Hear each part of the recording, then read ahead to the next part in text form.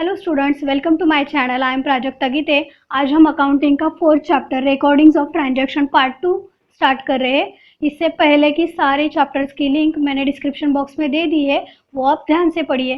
तो चलिए स्टार्ट करते हैं 4th चैप्टर। तो थर्ड चैप्टर था रिकॉर्डिंग्स ऑफ ट्रांजैक्शन पार्ट 1। उसमें हमने जर्नल देखा, journal original books of entries और उसके एग्जाम्पल्स, और फिर लेजर जो प्रिंसिपल्स बुक्स ऑफ अकाउंटिंग आता है और उससे रिलेटेड एग्जाम्पल्स हमने देखे। तो अब हम 4th चैप्टर स्टार्ट कर रहे हैं रिकॉर्डिंग्स ऑफ ट्रांजैक्शन पार्ट 2। तो इसमें क्या क्या आता है वो हम पहले देखते हैं। कुछ ऐसे बुक्स, स्पेशल पर्पस बुक्स मतलब क्या, जो कुछ ऐसे बुक्स जिसमें स्पेसिफिक ट्रांजैक्शन ही रिकॉर्ड की जाती है उसे बोलते हैं स्पेशल पर्पस। वो बुक्स, वो लेजर ही होते हैं जिस बुक में या जिस लेजर में हम स्पेसिफिक या स्पेशल पर्पस के लिए बनाए जाते हैं और उसे स्पेशल ट्रांजैक्शन ही उसी में रिकॉर्ड किए जाते हैं। तो वो कौन से आते हैं वो देखते हैं। तो पहला है कैश बुक। तो cash book special purpose book है। इसमें only record all cash transaction ही रिकॉर्ड होते हैं। ऑल कैश ट्रांजैक्शन रिकॉर्ड होते हैं, उसे बोलते हैं कैश बुक, और ये एक स्पेशल पर्पस बुक है। सेकेंड है परचेज बुक। परचेज में क्या होता है, परचेज बुक में क्या होता है या परचेज लेजर में क्या होता है, इसमें ऑल क्रेडिट परचेज ट्रांजैक्शन होते हैं। ऑल क्रेडिट मतलब जो उधार पे लिया है वो क्रेडिट यहाँ पे परचेस में होगा। अगर कैश क्रेडिट होगा तो वो कैश बुक में होगा। फिर है purchase return book. Purchase return या फिर उसका दूसरा नाम है रिटर्न आउटवर्ड बुक। तो परचेस रिटर्न में हम ऐसे ट्रांजैक्शन, जो ऐसे स्पेसिफिक ट्रांजैक्शन जो हमने परचेस किया हुआ माल रिटर्न में जाता है, वो हम यहाँ पे रिकॉर्ड करते हैं। ऐसे ट्रांजैक्शन को या इसलिए इस बुक को परचेस रिटर्न बुक बोला जाता है। फिर फोर्थ है सेल्स बुक। यहाँ पे भी हम ऑल क्रेडिट सेल्स ट्रांजैक्शन, यहाँ पे भी क्रेडिट है तो क्रेडिट सेल्स होगा, तो यहाँ पे अगर कैश सेल्स होगा तो कैश बुक में। सेम जैसे परचेस रिटर्न वैसे ही सेल्स रिटर्न। तो सेल्स रिटर्न में क्या होता है, सेल्स रिटर्न या उसका दूसरा नाम है रिटर्न इनवर्ड। तो यहाँ पे रिटर्न इनवर्ड बुक में ऑल जो रिटर्न आया हुआ माल है, जो सेल किया था हमने और वो जो रिटर्न हुआ है उसका ट्रांजैक्शन हम सेल्स रिटर्न बुक में करते हैं। सारे बुक छोड़ के जो बची कुछ ट्रांजैक्शन होती है उसे बोलते हैं जर्नल प्रॉपर, और वो सब ट्रांजैक्शन जर्नल प्रॉपर में हम रिकॉर्ड करते हैं। इसे ये सब है स्पेशल पर्पस बुक। तो स्पेशल पर्पस बुक कौन से है, cash book, purchase return books, sales return book and journal proper, ये स्पेशल पर्पस बुक है। तो हम पहला स्पेशल पर्पस बुक आज पढ़ने वाले हैं, वो है कैश बुक। तो स्टूडेंट्स देखो, कैश बुक मतलब क्या, कैश बुक में क्या क्या रिकॉर्डिंग होती है। तो पहले हमने देखा है ऑल कैश ट्रांजैक्शन यहाँ पे आता है। तो cash book in which all transactions relating to cash receipt and cash payments are recorded. मतलब यहाँ पे all cash receipts and cash payment मतलब हमने क्या ट्रांजैक्शन की कि जिससे हमें कैश रिसीट हुआ, कैश आई, मिली या पैसा आया बिजनेस में, ये सारे हम कैश में। वेराज हमने किस किस को पेमेंट किया, किस मतलब इलेक्ट्रिसिटी बिल या सच ऐसे कुछ पेमेंट किया होगा हमने, तो वो भी सब रिसीट और पेमेंट्स दोनों, मतलब जो जमा हुई जो रकम है वो भी, और हमने जो दी हुई है वो भी रकम कैश बुक में रिकॉर्ड होती है। मतलब रिसीट भी और पेमेंट भी, all cash receipt and all cash payments recorded in cash book. तो कैश बुक कैसे रिकॉर्ड किया जाता है, तो कैश बुक मंथली बेसिस पे रिकॉर्ड किया जाता है। मंथली बेसिस पे रिकॉर्ड किए जाते हैं कैश बुक। तो और कैश बुक मंथली बेसिस पे किया जाता है, तो फिर ये ट्रांजैक्शन क्रोनोलॉजिकल मतलब सिक्वेंसली, मतलब डेट वाइज। फर्स्ट 1 तारीख को जो ट्रांजैक्शन हुई वो फर्स्टली रिकॉर्डेड, फिर 9 की ट्रांजैक्शन है वो 9 को, मतलब एक के बाद 2 के बाद 3, ऐसे क्रोनोलॉजिकली डेट वाइज हम उसको रिकॉर्ड करते हैं कैश बुक में। और इसमें कंप्लीट मतलब all cash receipt and all cash payments record हो जाते हैं, इसे बोलते हैं कैश बुक। तो कैश बुक का एक टाइप आता है सिंगल कॉलम कैश बुक। तो सिंगल कॉलम मतलब यहाँ पे जो कैश बुक को एक ही अमाउंट का कॉलम एक ही आता है, उसे बोलते हैं सिंगल कॉलम कैश बुक। तो यहाँ पे हम फॉर्मेट देखते हैं सिंगल कॉलम कैश बुक का। तो ये जैसे कि ये कैश बुक है लेकिन ये लेजर ही है, इसीलिए हम यहाँ पे डेबिट और क्रेडिट ऐसे लिखेंगे। कैश बुक को भी हम डेबिट और क्रेडिट लिखेंगे क्योंकि ये लेजर ही है। तो फर्स्ट कॉलम डेट आएगा, यहाँ पे डेट लिखी जाएगी, यहाँ पे रिसीट, रिसीट मतलब हमें किन किन से पैसे आए, कि कौन सी रिसीट्स आई, वो सब यहाँ पे हम रिकॉर्ड करेंगे। फिर एलएफ मतलब कैश बुक को हम लेजर से भी मैच करेंगे, तो जो ट्रांजेक्शन की रिलेटिंग होगा वो लेजर फोलियो हम यहाँ पे रिकॉर्ड करेंगे। फिर कॉलम आता है अमाउंट का, रुपीज का, तो ये रुपीज का कॉलम। फिर क्रेडिट साइड पे भी सेम, क्रेडिट साइड पे डेट लिखेंगे। फिर पेमेंट, हम किस किस को पेमेंट किया, कैश ने, मतलब कैश किस किस को दी गई वो हम पेमेंट में लिखेंगे।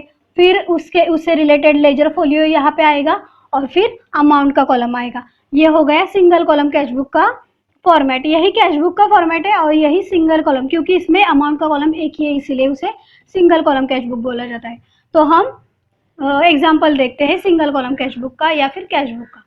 तो यहाँ पे एग्जाम्पल है, following are the transaction of Raj traders, मतलब ये राज ट्रेडर्स के कुछ ट्रांजेक्शन है और हमें कैशबुक तैयार करनी है उससे रिलेटेड, ये ट्रांजेक्शन डाल के कैशबुक तैयार करनी है। तो वो कैसे हम देखते हैं। तो इन्होंने जैसे कि मंथली बेसिस पे हम कैशबुक रिकॉर्ड करते हैं, तो उन्होंने एक मंथ की नवंबर 2019 की जो ट्रांजेक्शन हुई है उनके राज ट्रेडर्स में, वो उन्होंने दिए है। तो हम कैसे रिकॉर्ड करते हैं वो देखते हैं। तो पहले हम ट्रांजेक्शन पढ़ते हैं, उसके बाद हम इसे सॉल्व करेंगे। तो पहला है 1 नवंबर को कैश इन हैंड, मतलब उस वक्त एक तारीख को हमारे पास कितनी कैश थी, हमारे हाथ में कितना पैसा था, 30,000। फिर फोर्थ नवंबर को क्या हुआ था, तो कैश रिसीव फ्रॉम गुरु, हमने कैश रिसीव की गुरु से 12,000। फिर 8 नवंबर को क्या ट्रांजेक्शन हुई, इंश्योरेंस पेड, एनुअल इंस्टॉलमेंट, मतलब पूरा साल का इंश्योरेंस हमने पेड कर दिया 6,000। तो ये एनुअल इंस्टॉलमेंट है, ये यहाँ पे नहीं लेनी है, क्योंकि यहाँ पे हम कैशबुक रिकॉर्ड कर रहे हैं। तो कैशबुक हम ऐसा नहीं सोचेंगे कि ये मंथली है तो मंथली ही लेंगे, नहीं, हम एनुअल लेंगे, क्योंकि ये कैशबुक है और कैशबुक में ऑल रिसीट और ऑल पेमेंट्स आते हैं, तो हम पूरा लेंगे। फिर 13 नवंबर को क्या हुआ, सोल्ड गुड्स फॉर कैश, हमने कैश में कुछ गुड्स सोल्ड कर दिए 28,000 के। फिर 20 नवंबर को परचेज स्टेशनरी ₹1100। तो ये हुए नवंबर के ट्रांजेक्शन, कैश ट्रांजेक्शन। तो अब हम इसे कैश बुक में रिकॉर्ड करेंगे। तो इस एग्जाम्पल का हम यहाँ पे सॉल्यूशन दिखा रहे हैं। तो यहाँ पे है राज ट्रेडर्स, तो हम किस में बुक्स बना रहे हैं, तो in the books of Raj traders. तो पहले फर्म का नाम आएगा, फिर कौन सा बुक है, कैश बुक है, तो कैश बुक जैसे कि लेजर है तो डेबिट साइड और क्रेडिट साइड आएगा। फिर यहाँ पे कॉलम आ गए, डेट, रिसीट, एलएफ मतलब लेजर फोलियो, अमाउंट, फिर क्रेडिट साइड का डेट, पेमेंट्स, लेजर फोलियो और अमाउंट।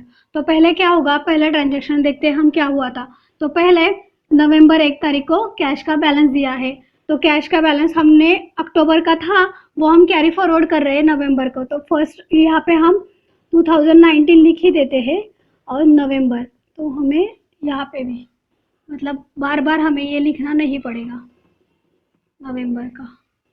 तो फिर 1 तारीख को क्या हो, 1 तारीख को हम जो अक्टूबर का बैलेंस है वो हम ब्रॉट डाउन कर रहे हैं। तो यहाँ पे आएगा टू बैलेंस ब्रॉट डाउन,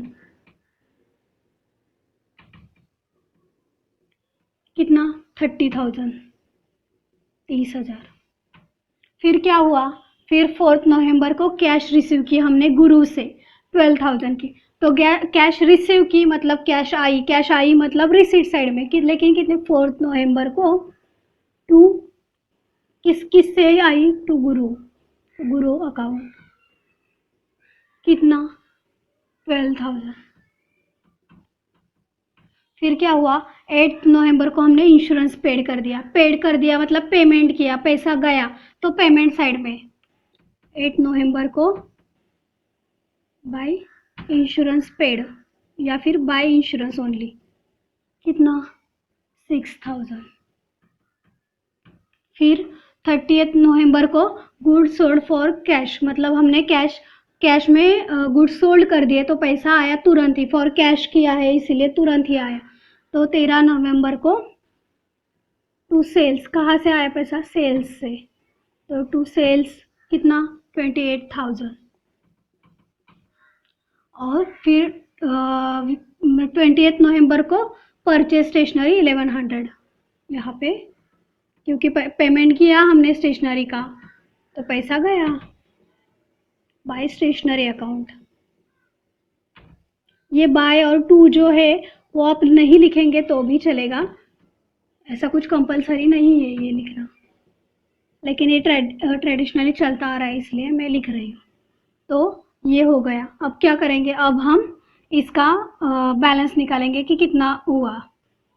तो यहाँ पे पहले हम यहाँ की टोटल लेंगे और फिर यहाँ की, और उससे हमारा बैलेंस, क्लोजिंग बैलेंस आ जाएगा। क्लोजिंग बैलेंस मतलब नवंबर, मतलब 30 नवंबर का बैलेंस आ जाएगा। और वो बाय बैलेंस कैरी डाउन, मतलब हमें वो अगले मंथ के लिए कैरी डाउन करना है। तो यहाँ की टोटल लीजिए, फिर यहाँ से यहाँ पे वही लिखिए और यहाँ से ये टोटल माइनस करना है। तो इस नवंबर महीने में हमने 30,000 जो अपना हमारा ओपनिंग बैलेंस था 30,000, फिर हमने गुरु से 12,000 ले लिया, फिर सेल कैश सेल हुआ 28,000, मतलब टोटल हमने 70,000 की रिसीट आई, मतलब हमने 70,000 कैश आया हमारे बिजनेस में। तो जैसे कैश आया वैसे हमने कुछ पेमेंट भी तो किए। तो पेमेंट हमने इंश्योरेंस का किया 6,000 का, फिर स्टेशनरी का किया 1100 का। तो ये receipt minus payment is equal to closing balance, मतलब जो हमारी रिसीट आ गई उससे हमने कुछ 6,000 का और 1100 का पेमेंट किया, तो उससे ये 1100 और 6,000 लेस करके क्लोजिंग बैलेंस कितना आया, 62,900। तो ये 62,900 क्लोजिंग बैलेंस हुआ इस महीने का, मतलब 30 नवंबर का बैलेंस हुआ 62,900।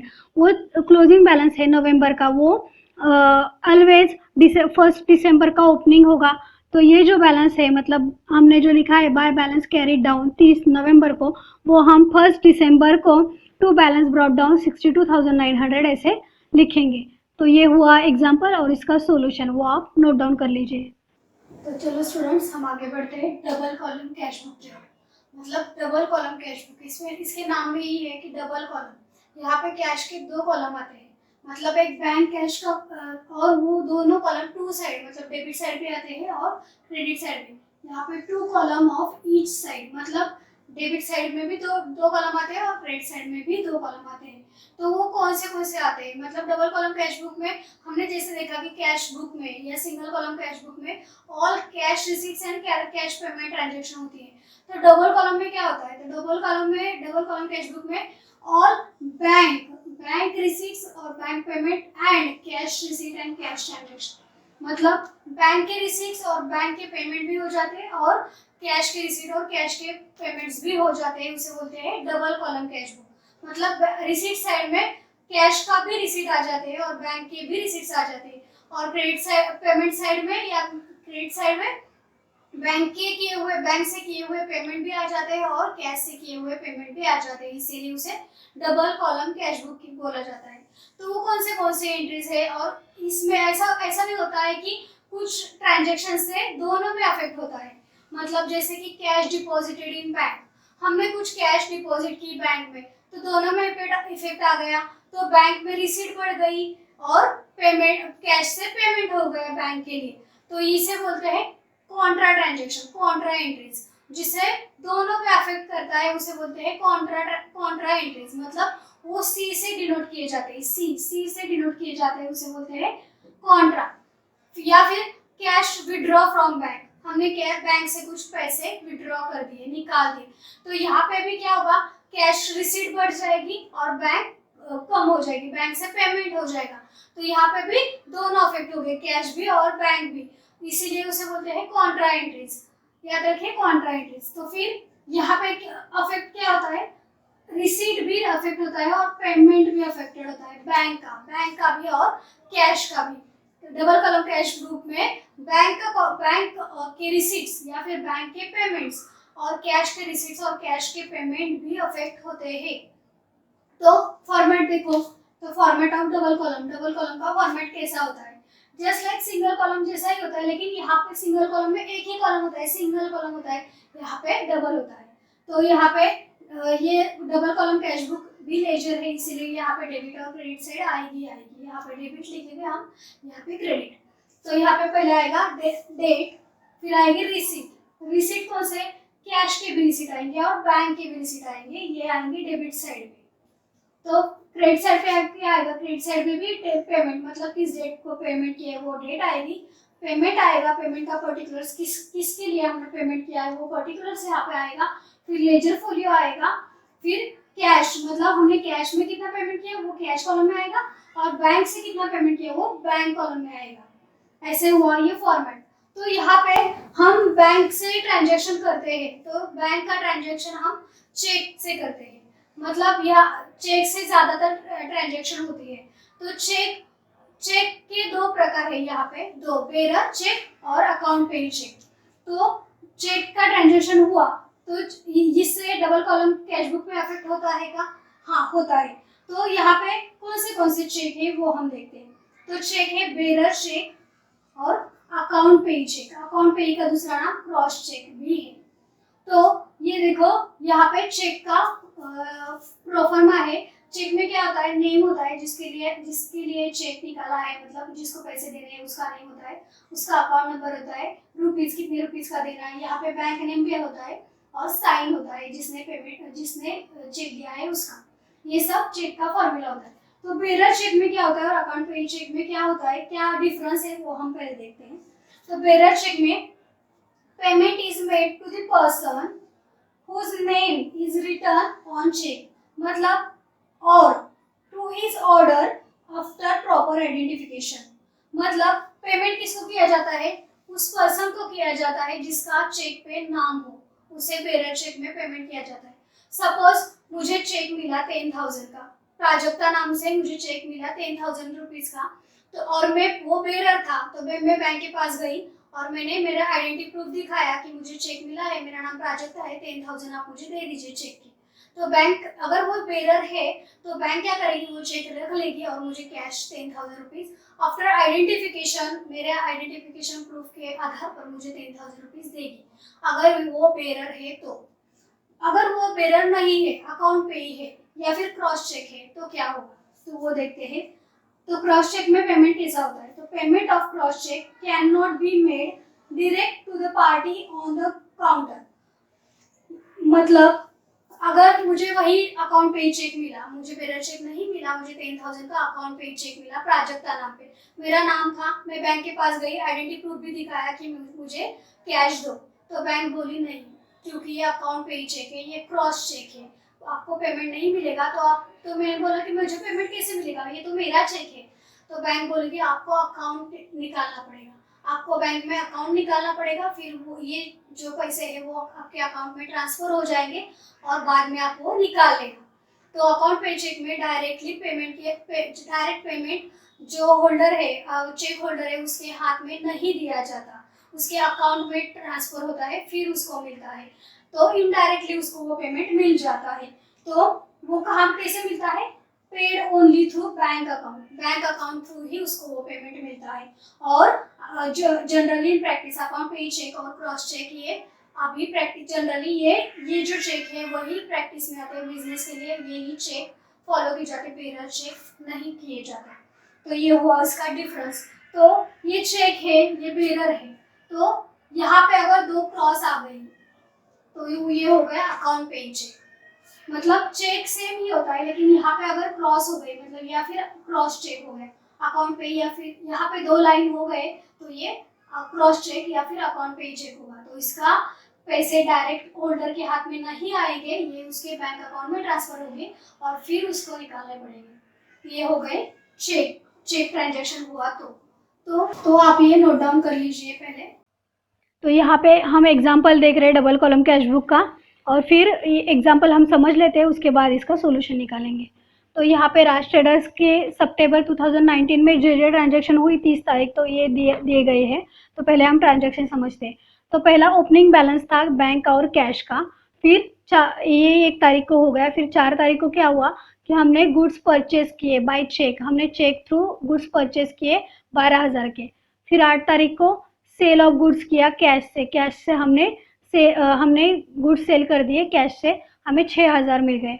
फिर 16 तारीख को गुड्स सोल्ड किए एंड रिसीव चेक, और हमने चेक भी रिसीव किया उसी दिन। और फिर क्या हुआ, डिपॉजिटेड सेम डे, 16 तारीख को ही हमने गुड्स सेल आउट कर दिए, फिर उसी दिन हमें चेक भी मिला और वही चेक हमने 16 तारीख को ही बैंक में डिपॉजिट कर दिया हमारे अकाउंट पे 4500 का। फिर 24 तारीख को क्या हुआ था, चेक गिवन टू रोहित, हमने रोहित को चेक दे दिया राज ट्रेडर्स ने 1500 का। फिर 27 सितंबर को क्या हुआ, कैश विड्रॉन फ्रॉम बैंक, हमने बैंक से कुछ कैश विड्रॉ कर दी, निकाल दी 10,000 की। फिर 30 तारीख को रेंट पेड बाय चेक, हमने रेंट पेड कर दिया, जो हमारे बिजनेस के लिए जो शॉप थी उसका हमने रेंट पेड कर दिया by cheque, cheque through payment किया 2500 का।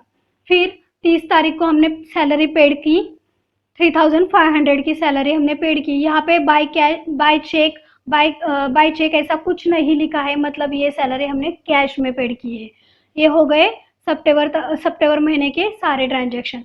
वो ये ट्रांजैक्शन हम डबल कॉलम कैश बुक में दिखाएंगे। तो देखते हैं सॉल्यूशन। तो यहाँ पे हम सॉल्यूशन देखते हैं। तो in the books of Raj traders के बुक्स में डबल कॉलम कैश बुक, यहाँ पे डेबिट साइड, यहाँ पे क्रेडिट साइड, यहाँ पे डेट है और सितंबर महीना है तो फिर सिर्फ डेट लिखा है, डेट में सितंबर 2019 ऐसे लिखा है और जो ट्रांजैक्शन हुई उसके डेट्स लिखे हैं। फिर रिसीट साइड है, फिर LFA लेजर फोलियो, कैश में कितनी रिसीट आई वो, बैंक में कितनी रिसीट आई वो, मतलब कैश कॉलम और बैंक कॉलम हो गए डबल कॉलम। सेम यहाँ पे डेट है, फिर पेमेंट है, पेमेंट कैश में कितना हुआ वो कैश का कॉलम और बैंक में से कितना हुआ वो बैंक का कॉलम। ये हो गया हमारा प्रोफार्मा। तो हम चलते हैं ट्रांजैक्शन। तो यहाँ पे 1 तारीख को क्या दिया है, बैंक बैलेंस दिया है कितना 42,000 का। तो हमने वो बैलेंस हमने ब्रॉट डाउन कर दिया 1 तारीख को टू, यहाँ पे बैलेंस ब्रॉट डाउन। तो बैंक का हम लिखेंगे बैंक कॉलम में 42,000 और कैश का लिखेंगे हम 15,000, कैश के कॉलम में 15,000 जो 1 तारीख को। फिर नेक्स्ट ट्रांजैक्शन क्या हुई, कितनी तारीख को हुई, 4 तारीख को। क्या है, परचेज गुड्स बाय चेक 12,000, हमने 12,000 के गुड्स परचेज कर दिया और उसे बाय चेक किए हैं, मतलब चेक से उसका पेमेंट हुआ है तो पैसे चेक से गए हैं, मतलब बैंक से गए हैं, बाय चेक बैंक से वो पैसे गए हैं। तो यहाँ पे पेमेंट में हम 4 तारीख को परचेसेस करके लिखेंगे, लेकिन पेमेंट हो गया, लेकिन पेमेंट कैसा, चेक से हुआ है, तो चेक से हुआ है मतलब बैंक कॉलम में हमने 12,000 लिख दिए। फिर क्या हुआ, फिर 8 तारीख को sale of goods by cash, हमने कुछ सेल कर दिए गुड्स और बाय कैश 6,000 हमें मिल गई। तो यहाँ पे 8 तारीख को सेल हो गया लेकिन हमें कैश मिली तो हम कैश कॉलम में 6,000 लिख दिए। फिर 16 तारीख को क्या हुआ, गुड्स सोल्ड, हमने कुछ गुड्स सोल्ड ही कर दिए लेकिन हमने चेक रिसीव किया 4,500 का। तो यहाँ पे रिसीट ही है, रिसीट 16 तारीख को सेल्स की है लेकिन चेक थ्रू पेमेंट मिला, हमने चेक रिसीव किया इसलिए हम 4,500 बैंक के कॉलम में लिखेंगे, इसलिए 4,500 बैंक के कॉलम में। फिर 24 सितंबर को चेक गिवन टू रोहित, हमने रोहित को चेक दे दिया 1500 का। तो यहाँ पे 24 तारीख को रोहित को दिया 1500 रुपीज़ हमने रोहित को दे दिए, चेक दिया इसलिए हमने वो पेमेंट बैंक के कॉलम में लिखा। फिर हमने 27, ये बहुत इंपॉर्टेंट है, ये आप देख लीजिए। 27 सितंबर को क्या हुआ, कैश विड्रॉ कर दी हमने बैंक में से हमने कैश विड्रॉ कर दी 10,000 की। तो यहाँ पे कैश विड्रॉ कर दी मतलब कैश आई मतलब रिसीट बढ़ी, लेकिन रिसीट किसकी बढ़ी, कैश की बढ़ी, इसलिए 27 को और जो रिसीट बढ़ी, रिसीट कैश की बढ़ी इसलिए हम कैश कॉलम में 10,000 लिखेंगे। और कहाँ से आई वो रिसीट, इसका रेफरेंस हम देंगे बैंक से आई इसलिए हम यहाँ लिखेंगे बैंक, और 10,000 आई इसलिए हम कैश कॉलम में लिखेंगे 10,000। और ये जो इसका अफेक्ट मतलब बैंक से आई, कैश विड्रॉ कर दिया हमने बैंक से तो वो कैश पे भी इफेक्ट करेगा और बैंक में भी, इसलिए ये कॉन्ट्रा एंट्री है, इसलिए यहाँ पे हमने लिखा है C। तो ये कॉन्ट्रा एंट्री है। तो रिसीट आई इसलिए हमने रिसीट साइड पे कैश आई, बैंक से आई इसलिए यहाँ पे हमने रिसीट ली है बैंक में से 10,000 हमें कैश आई। ये हो गया इस ट्रांजेक्शन का अर्थ। तो अब ये विड्रॉ मतलब ये आ गई तो पेमेंट भी तो हुआ ना, ये कैसे आ गई, जब बैंक में से पेमेंट हुआ तो यहाँ पे पेमेंट कहाँ से हुआ, बैंक में से। तो बैंक में से क्या गया, तो 27 तारीख को सेम डे को बैंक में से कैश गई, कैश गई तो पेमेंट में से हमने रेफरेंस दे दिया, पर्टिकुलर दे दी, कैश गई। तो कैश कहाँ से गई, कहाँ से पेमेंट हुआ, तो बैंक में से, इसीलिए हम यहाँ पे बैंक कॉलम में 10,000 लिखेंगे। यहाँ पे देखो बच्चों, यहाँ पे हमने रिसीट आई, कैश में आई, इसलिए हमने कैश कॉलम में लिख लिया।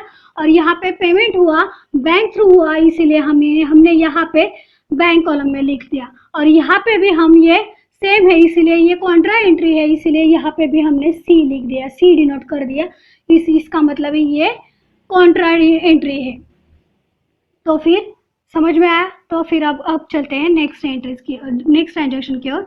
तो नेक्स्ट 30 तारीख को रेंट पेड बाय चेक, हमने चेक पेड रेंट का चेक पेड कर दिया 2500 का, मतलब रेंट हमने पेड कर दिया। तो यहाँ पे 30 तारीख को रेंट, लेकिन हमने ये चेक में किया, इसीलिए हम बैंक कॉलम में बैंक में से पैसे गए, इसलिए बैंक में से पेमेंट हुआ, इसीलिए 2500 बैंक कॉलम में। तो फिर 30 तारीख को हमने और एक किया ना, और एक एंट्री हो गई, और एक ट्रांजेक्शन हो गई, वो पेड सैलरी भी पेड कर दी हमने 30 तारीख को 3500 की। लेकिन यहाँ पे चेक वगैरह ऐसा कुछ नहीं लिखा है, मतलब ये सैलरी कैश से ही गई है। तो यहाँ पे 30 तारीख को सैलरी भी पेड कर दी, लेकिन ये कैश से की हमने, इसीलिए ये कैश कॉलम में आ गए 3500। तो ये हो गए ट्रांजैक्शन, ये जो ट्रांजैक्शन है वो हमने यहाँ पे ट्रांसफर कर दिए डबल कॉलम कैश बुक में। तो देखिए अब हम टोटल करेंगे और फिर हमारा क्लोजिंग बैलेंस हम निकालेंगे। तो यहाँ पे हम पहले कैश कॉलम की टोटल करते हैं। तो कैश कॉलम की टोटल 31,000 कैसे आई, पहले तो ओपनिंग बैलेंस 15,000 था, फिर हमने कैश सेल्स किए 6,000 के, फिर हमने कैश विड्रॉ कर दी और 10,000 की, तो इसका टोटल हो गया 31,000। तो ये कैश के रिसीट हो गई, टोटल सितंबर महीने की टोटल रिसीट हो गई कैश की 31,000। तो ये 31,000 में से हमने कुछ पेमेंट भी किए ना कैश के, तो कैश के पेमेंट क्या हुआ, सैलरी, हमने कैश में से सैलरी दे दी 3,500 की। तो 3,500 या इसमें से लेस हो गए, पेमेंट हो गया। तो क्लोजिंग बैलेंस मंथ एंड को, मतलब 30 सितंबर को क्लोजिंग बैलेंस कितना रहा, कैश का क्लोजिंग बैलेंस रहा 27,500। ये कैश का क्लोजिंग बैलेंस है 30 तारीख को, मतलब ये मंथ एंड का बैलेंस है। वैसे ही सेम बैंक का देखते हैं। बैंक में ओपनिंग बैलेंस था 42,000 का, तो फिर हमने सेल्स किया और हमें चेक में पैसे आ गए, हमने रिसीव कर दिया 4,500 का। तो 42,000 प्लस 4,500, तो फिर टोटल हो गया 46,500। तो 46,000 में से ये बैंक के रिसीट आ गए। तो इस बैंक में से रिसीट्स के हमने कुछ बैंक में से पेमेंट भी किए। तो ये जो पेमेंट कौन से किए, हमने परचेज किए 12,000 के, फिर हमने रोहित को चेक दे दिया 1,500 का, फिर ये कैश भी विड्रॉ कर दी, तो कैश भी गई बैंक में से 10,000 की, फिर हमने रेंट भी पेड किया 2,500 का। तो ये सब 12,000, 1,500, 10,000, 2,500 इसका हमने पेमेंट कर दिया, बैंक थ्रू पेमेंट हुआ।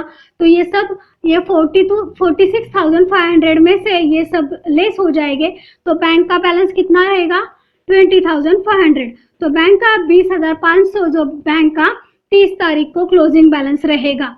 तो ये जो क्लोजिंग है 30 तारीख को, तो ये सितंबर 30 तारीख को क्लोजिंग बैलेंस है वो 1 अक्टूबर को ओपनिंग हो जाएगा। तो ये जो कैरिड डाउन जो बैलेंस है वो हम 1 तारीख को ब्रॉट डाउन कर देंगे, कैश का कैश कॉलम में, बैंक का बैंक कॉलम में। तो यहाँ पे 1 तारीख को 1 अक्टूबर को बैलेंस हो गया, कैश का बैलेंस 27,500 और बैंक का कॉलम हो गया 20,500। तो ये हो गई ये एग्जाम्पल और इसका ये सॉल्यूशन, ये आप नोट डाउन कर लीजिए।